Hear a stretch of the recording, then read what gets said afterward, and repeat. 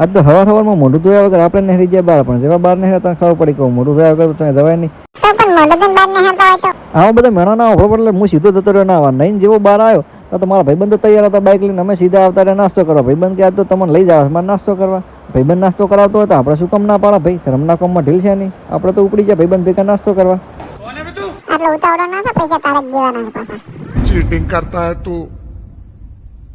પછી તો શું ભાઈબંધ મોડબંધ રોમ બોલે તો આપણે વધારે વાર ના કરતા બાઇક ફટાફટ સીધા પહોંચી જાય નાસ્તાની દુકાને. ચમકે પછી ખાવા ટાણા તો નાસ્તો કોઈ સારો લાગે નહીં, અને રસ્તામાં જતા જતા તો એનો મૂડ બદલાઈ જાય તારા મારા બેટા એમને પાછા લઈને આવે ઘરે. એટલે એવો તો કોઈ આપણી ઈચ્છા હતી નહીં કે ઘરે પાછા આવે, એટલે સીધે પહોંચી જાય નાસ્તાની દુકાને. તો આવી જાય નાસ્તાની દુકાને, હું કણ આપણે મંગાવી લીધા છે રગડા સમોસા. હેલો હેલો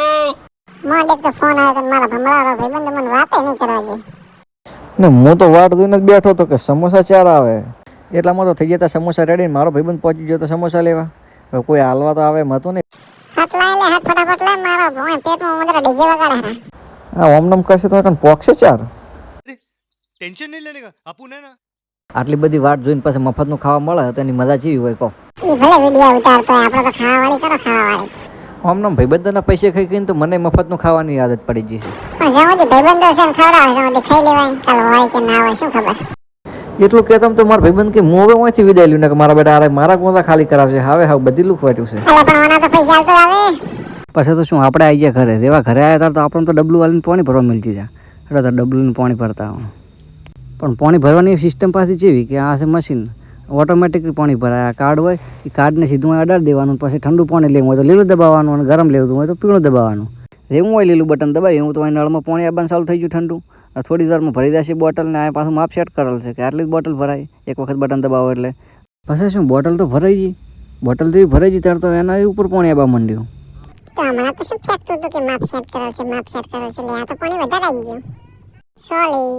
તો પછી ફટાફટ આપણે આ કેરબાને એની મૂળ જગ્યાએ મેળવાને હરી જાય. મારા તો હજી ઘણા બધા કામ છે, એટલે તમે આમ જોડાયેલા રહેજો મારા બ્લોગ સાથે. કેરબો તો હરખો મિલીએ ન તારે પાછા આવી ગયા છે બાઇક લઈને બહાર. બાઇકમાં નાખાઈ લે થોડુંક પેટ્રોલ તો હું લખાયેલું છું ભાઈબંધ, પણ તમે અમારી યુટ્યુબ ચેનલને સબસ્ક્રાઈબ કરી નાખજો ભાઈબંધ, અને બાજુમાં આલેલા બેલ આઇકનને દબાવી દીધું એટલે શું અમારો બ્લોગ આવી જાય સીધે તમારા ફીડમાં. રેડી? અને હા હું ચો જઉં છું એ તો તમને કહેવાનું રહી ગયું. આજે જે ભાઈબંધે મને સમોસા ખવડાવ્યા હતા એ ભાઈબંધની છે વિદાય. એ ભાઈબંધ કે મારા હોય રહેવું નથી, તમે ભેગો રહીશ તો તમે મને હોય ના હોય દેવ કરી નાખશો. એટલે કે મારા દાતું રહેવું છે નોકરી. તો હવે એને મેળવા દઉં હું બાઇક લઈને સીધો વિજાપુર. જેમ કે વિજાપુરથી આપણે બિહાર જઈએ એસટીમાં, તો પછી તો ભાઈ દાતો કરે. હવે જાને વાલે કો કોણ રોક શકતા હે. ભાઈએ નક્કી કરી દીધું છે જવાનું, તો પછી જવા દો. क्या बात है सर, क्या बात ये बात है. એટલામાં તો આપણે પહોંચી જતા વિજાપુર ડેપોમાં. હવે આ ભાઈબંધ તો જો થેલીને થેલાને બધું લગાવીને થઈ ગયું છે તૈયાર.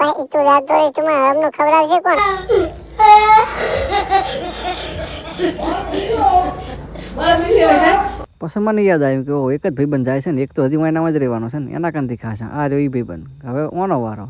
અમે બે ભાઈબંધ ભેગા થઈને વિદાય હાલવા તો આવતા રહ્યા.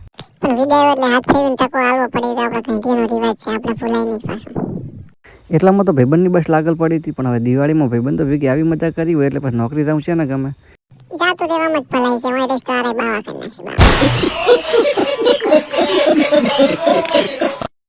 ભાઈબંધને હવે આવવાનો ટાઈમ થઈ ગયો એટલે આપણે ટાટા કહેતા ભાઈબંધને કહી દીધું કે ભાઈ હાલના ઘણા પૈસા કમાઈને આવતા ને આપણે બે ભેગા થઈને વાપરશે. તાર તો ભાઈબંધ પાછો આવ્યો. તમને શું લાગે ભાઈબંધ ગળે મળવા આવ્યો? ના એ શું કહેવાય તો ખબર છે? વાત તો ભાઈબંધની હાચી છે. એટલે આપણે કોમ ધંધો ચાલુ કરશે કાલથી. અત્યારે આવી ગયા છે ભાઈબંધને દવાખાને. આ ભાઈબંધને થઈ ગયું તો ડેન્ગ્યુ, પણ હવે તો રિકવરી આવી ગઈ છે. હવે તો ભાઈબંધ ઘૂઘરા જેવો છે. એટલે આપણે સીધા ભાઈબંધ ભેગા ભાઈબંધને બતાવવા લઈને આવી ગયા છે દવાખાને. તો ડૉક્ટર સાહેબને બતાવી અને પૂછી લે કે ભાઈ શું કેવું થાય છે, રિકવરી આવી છે કે નથી આવી. તો હવે વધારે વાર ના કરતા આપણે માટે સીધી દવાખાનામાં એન્ટ્રી. રેવા એન્ટર છે ત્યારે તો ભાઈબંધને બેહાડી દીધા સીધા ખુરશીમાં ડૉક્ટર સાહેબ પાસે. ખુરશીમાં તો હસીને બેઠા નતા ને તો ડૉક્ટર સાહેબ કે તમારે તો પાછું જવું પડશે બહાર. જેમ કે કરાવવાના છે લોહીના રિપોર્ટ. તો અમે આવી ગયા છે સીધા બહાર લોહીના રિપોર્ટ કરાવવા માટે. ના આવી ગયા છે ડોસીમાં લોહી લેવા. ફટાફટ લોહી લઈ જાય છે તો લોહીના રિપોર્ટ કરશે ને. અને આમાં એક બે ઇન્જેક્શન લોહી લઈ જાય એમાં મારા ભાઈબંધને ફરક ના પડે. એટલામાં તો મારો ભાઈબંધ કે ના.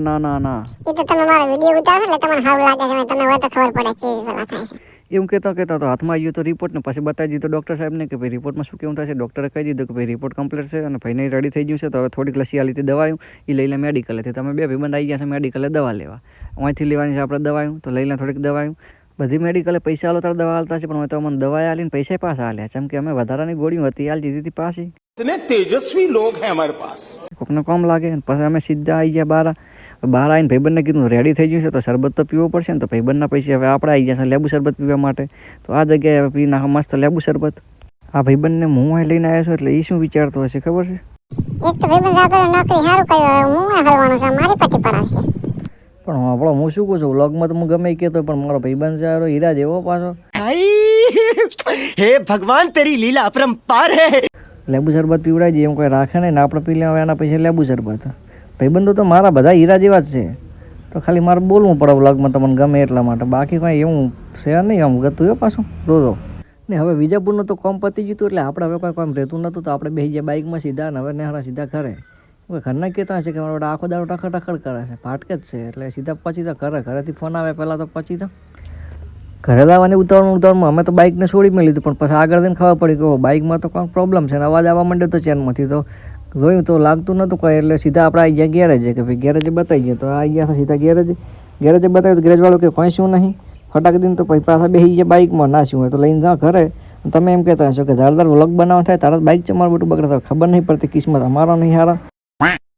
તો પછી તેમ કરીને અમે બાઇકને તો લઈને આવતા રહ્યા ઘરે. મળીએ તારા હવે નવા વ્લોગમાં નવા ક્લાઇમેક્સ સાથે.